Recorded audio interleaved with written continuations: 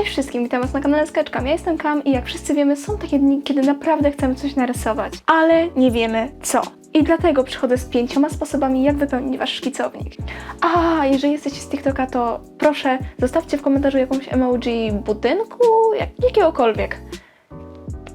Za chwilę okaże się dlaczego. Zapraszam. Pomysł numer 1. Czyli miejsca, które chciałabym odwiedzić. Coś, co jest swego rodzaju marzeniem.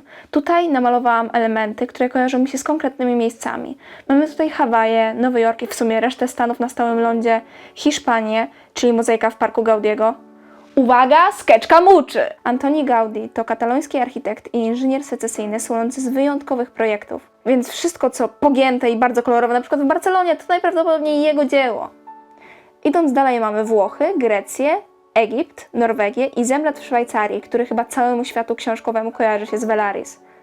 Pomysł na ten filmik wyszedł przez przypadek, kiedy kupowałam dla przyjaciela szkicownik na święta. Odezwałam się do Artly i przy okazji przez przypadek namówili mnie do kupienia tego szkicownika. A że ja chciałam sobie coś kupić do akwareli, to wzięłam. Szkicownik nazywa się Inkwood Watercolor. Nie mogę powiedzieć, że jestem znawcą w dziedzinie akwareli i papierów, ale ten pozytywnie mnie zaskoczył. Obawiałam się, że kartki będą się giąć od wody albo rwać od taśmy. Co prawda muszę przyznać, że lekko się odginają, ale jest to raczej rzecz naturalna. Ale chociaż nie niszczy się od taśmy, co się zdarzało w kilku przypadkach. Sam papier jest bardzo gładki, co ja zdecydowanie preferuję. Fakturowany papier nie jest dla mnie. Dodatkowo też ładnie ta farba siedzi na kartce. Nie wiem, jak to inaczej opisać. Nie rozlewa się dziko i nie znika. Także daję okejkę i wracam do mówienia o tym, co rysuję. Starałam się stworzyć względnie sensowny układ, który sprawi, że całe dwie strony będą ze sobą współgrać. Sam ten pomysł był też dla mnie ciekawym ćwiczeniem. Jak wiecie lub nie, ja preferuję rysowanie / malowanie ludzi. Więc tworzenie widoków, pomników i budowli jest dla mnie ciekawym ćwiczeniem, które mega mi się spodobało. Akwarele i widoczki lubią się z moją ręką i jak widać dostały odgórne pozwolenie, żeby współpracować i tworzyć. Jako ciekawostkę powiem wam, że miejsca takie jak Włochy, Grecja i Egipt chcę odwiedzić ze względu na studia, na których jeszcze jestem. Nauczyłam się dużo o ówczesnej architekturze i są rzeczy, które chciałabym zobaczyć. Na temat samego starożytnego Egiptu i jego wpływach na kulturę współczesną pisałam pracę, więc naprawdę mnie ciągnie, żeby zobaczyć parę głazów ustawionych na piachu w piekącym słońcu. Takie powiedziałabym zboczenie zawodowe.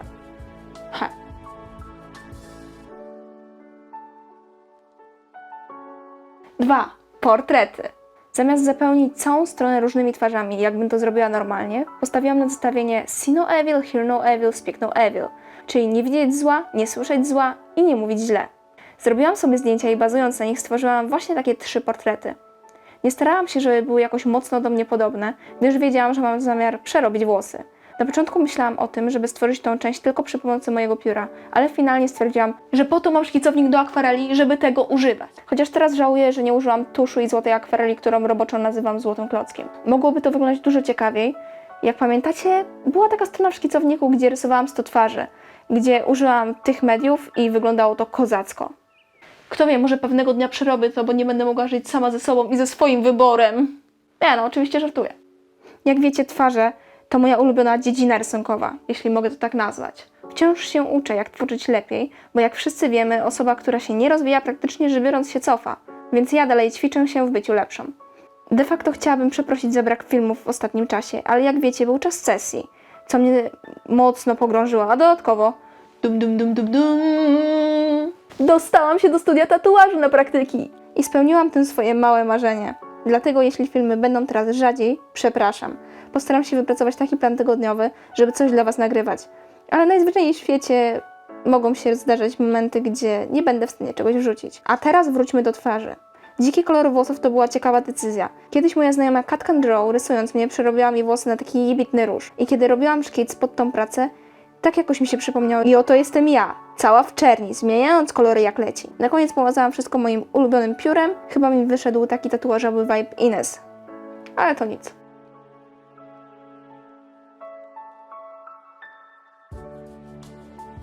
3. Randomowe rzeczy. Właściwie nie pamiętam do końca, czemu się na to zdecydowałam.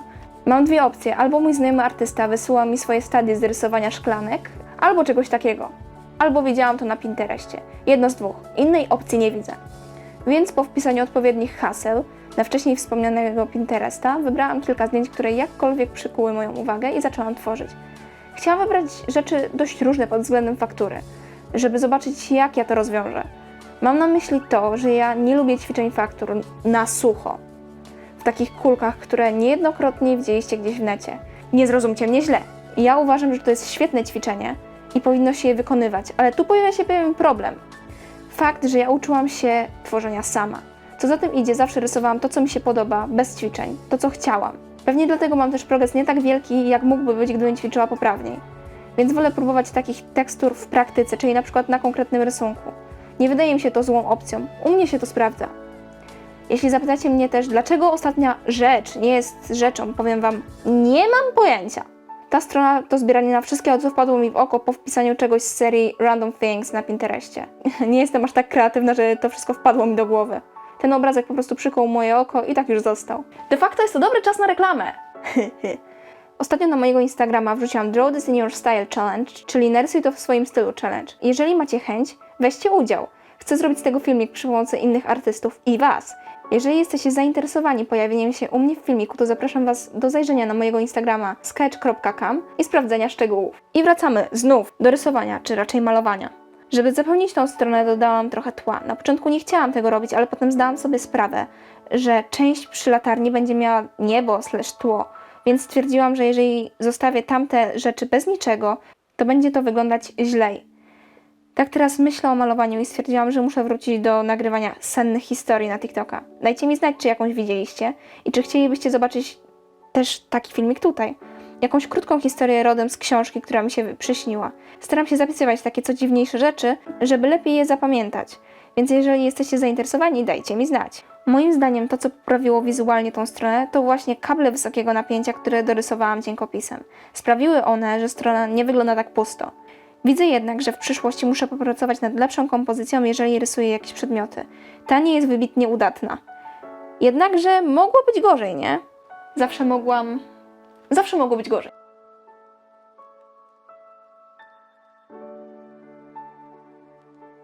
Cztery. Książki. Jak wiecie, dość dużo czytam, więc stwierdziłam, że nie może zabraknąć tu sceny z książki, ale tak naprawdę możecie to zastąpić postaciami z książek, kadrami z filmów, seriali czy komiksów. Albo możecie w piękny sposób przepisać jakąś stronę z książki lub piosenkę. Ja tutaj wybrałam książkę, bo po prostu scena pojawiła się w mojej głowie. To, co widzicie, to moje wyobrażenie ataku walgów na Mistworld, czyli sytuacja z Dziedzictwa Ognia Sir J. Maas. Scena rysuje się tak. Główna bohaterka znalazła się w tym miejscu, by spotkać się z władczynią tych ziem, żeby dostać od niej pewne informacje. Ale ta powiedziała, że jest ich niegodna i ma się najpierw nauczyć pewnych rzeczy. Więc jest tam i ćwiczy. Long story short, wraz z gościem, który ją trenuje, dowiadują się, że będzie na nich atak. Na nich, czyli na strażnicę, w której są, i zaczynają przygotowywania do obrony. Zniszczyć ich planuje armia takiego typa, a w niej znajdują się trzej walgowie, czyli swego rodzaju demony, które karmią się cierpieniem, przynoszą ból, wysysają energię życiową i zsyłają ciemność, z której żywym się nie wychodzi. No paskudne kreatury. Główna bohaterka miała już z nimi styczność i ogólnie jest z lekka zaniepokojona. Więc wszyscy obrońcy przygotowywali pułapki, zasadzki i inne rzeczy, żeby tamtych zdziesiątkować. Ale no niestety, jakiś paskudny gość z ich ekipy ich zdradził i oto armia nadeszła, szybciej niż chcieli i bez ostrzeżenia. W książce, z tego co pamiętam, wydarzyło się to nad ranem i ja właśnie widzę taki wschód słońca. Jest opisane również, że ci trzej walgowie idą na czele armii. Wokół nich unosi się ta zsyłająca ból ciemność. Jest też wspomniane, że uciekające zwierzęta, które w panice wpadły w tą chmurę ciemności, wypadały odessane z życia i pokryte szronem. W sumie jak wszystko, czego dotknął mrok. Nie powiem wam, co wydarzyło się dalej, nie będę robić spoilerów, ale tak teraz sobie myślę, że zrobienie takiej serii książkowej, gdzie robię streszczenie jakiejś książki w śmieszny sposób i do tego rysuję scenę lub postaci, może być całkiem fajny. Co sądzicie? Robić tak, czy nie robić? Napiszcie w komentarzu. W ogóle na początku ta praca wyglądała, jakby bohaterowie szli kogoś ratować, prawda? Teraz przy stopniowym dodawaniu czerni, mroku i innych elementów i kontekstu, ta praca zmieniła w 100% swój wydźwięk. Zadziwiające, jak wiele rzeczy zależy od punktu widzenia, co nie? mimo że niewiele się zmieniło, to praktycznie zmieniło się wszystko. Powiem Wam jeszcze, że używam akwareli Ganza i Tambi i Poski oraz długopisów Gwiazdki i szkicownika Inkuda, tak jakby ktoś był ciekawy. Praca finalnie nie wygląda tak, jak sobie to na początku założyłam, ale to dlatego, że w trakcie jej tworzenia akurat czytałam ponownie tą książkę, więc w trakcie obraz uległ zmianie. Często tak mam, że zmieniam coś za każdym razem, kiedy czytam konkretną książkę. Jednakże nie jest to zły efekt. Pomysł z liniami mi się spodobał, no i był trochę spontaniczny.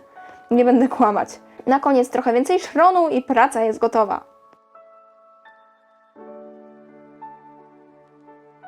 5. Abstrakcja, czyli coś, co może być dla Was swego rodzaju ukojeniem po ciężkim dniu, odpoczynkiem. Ja w tym przypadku nie miałam żadnego planu tworzenia. Każda kreska, plama i maźnięcie było w 100% spontaniczne i niezaplanowane.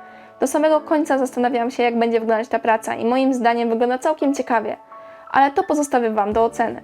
W tym przypadku użyłam gwaszy, akwareli, akrylu, wszystkiego co miałam pod ręką. Nie do końca wiedziałam, czy jest w ogóle jakikolwiek efekt, który chcę uzyskać, więc po prostu popłynęłam. Mogę powiedzieć, że było to całkiem terapeutyczne zajęcie. Mogłam oglądać sobie film, jednocześnie coś malując. No cudownie! W pewnym momencie przypomniało mi się, że gdzieś mam złoty akryl, więc czym prędzej zaczęłam go szukać. To było coś, czego strasznie mi brakowało i czego potrzebowałam. Po czasie, kiedy wszystko wyschło, oderwałam taśmę, bawiłam się dalej, robiłam to tak długo, aż stwierdziłam, że dodatek Poski, pisaków olejnych, cienkopisów będzie niezbędny. I to w sumie tyle. Dajcie mi znać, co sądzicie o moich pomysłach i który podoba Wam się najbardziej. Oraz czy weźmiecie udział w moim Draw This in Your Style Challenge. I czy podoba Wam się pomysł z ilustrowaniem i streszczaniem książek. Możecie też podawać tytuły. Odwiedźcie mnie na moich social mediach, na Instagramie i na TikToku, jeżeli jeszcze tam nie zajrzeliście. Trzymajcie kciuki, żebym ogarnęła się czasowo i znalazła czas na nagrywanie dla Was filmików. Po prostu będę się starała nagrywać je tak często, jak tylko się da. Dzięki za uwagę, bye!